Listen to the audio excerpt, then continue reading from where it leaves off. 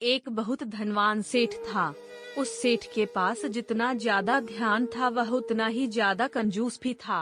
रुपये खर्चा करने से पहले भी वह सेठ पहले यह सोचता था उसकी भरपाई कैसे होगी। कभी अगर थोड़े पैसे खर्च हो भी जाए तो उसे रात को नींद नहीं आती थी। इस सेठ के रिश्तेदार और दोस्त हमेशा उससे दावत मांगते थे, लेकिन किसी न किसी बहाने से सेठ उन्हें टाल दिया करता था। एक बार व्यापार में सेठ को बहुत बड़ा मुनाफा हुआ।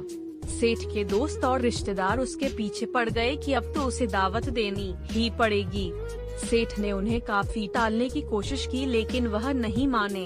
आखिरकार बेमन से ही सही सेठ हो उन्हें दावत के लिए हाँ कहना पड़ा। सेठ ने सभी को बेमन से हाँ तो कह दिया, लेकिन अब वह पूरा समय यही सोचते रहा कि जो खर्चा होगा उसकी भरपाई कैसे की जाए।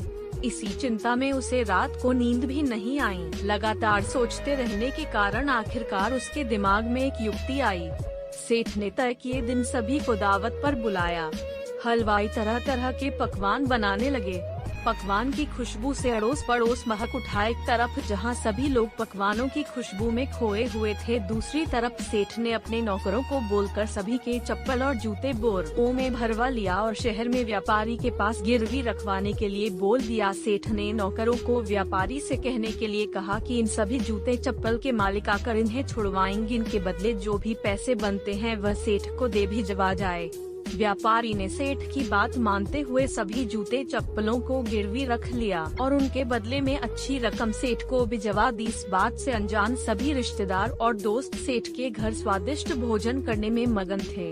जब कोई भी खाने की तारीफ करता तो सेठ मुस्कुराकर कहता, यह तो आपके ही चरणों का प्रसाद है। खाना खत्म करके जब सभी मेहमान अपने अपने घर जाने की तैयारी करने लगे तो सबने बाहर आकर देखा तो सभी आश्चर्यचकित थे, क्योंकि किसी की भी चप्पल या जूते वहां पर नहीं थे।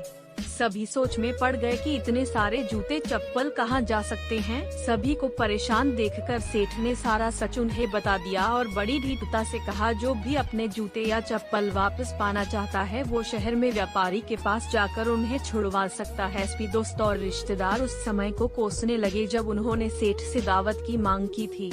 सभी सेठ को भला बुरा कहते हुए वहां से वापस चले गए और सेठ अपनी बुद्धिमानी पर इतराते हुए मुस्कुराने लगा। तो दोस्तों, कैसी लगी आपको इस कंजूस सेठ की मजेदार कहानी? क्या आप भी अपने आसपास या अपने दोस्तों में ऐसे किसी कंजूस शख्स को जानते हैं जो इस सेठ की तरह अपने पैसे बचाने के लिए कुछ भी कर सकता है? दोस्तों, ऐसे ही कहानियाँ रोजाना सुनने और देखने के लिए चैनल को सब्सक्राइब जरूर कर लीजिए। धन्यवाद।